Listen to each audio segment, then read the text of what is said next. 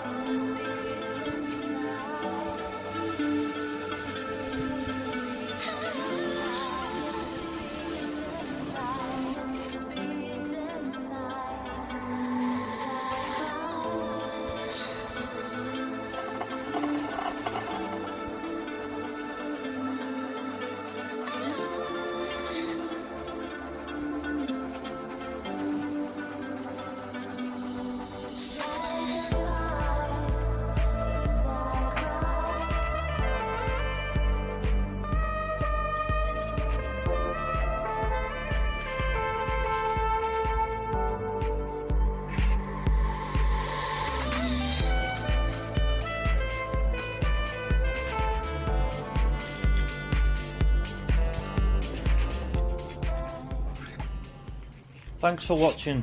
If you enjoyed the video or found it useful, please hit the like button.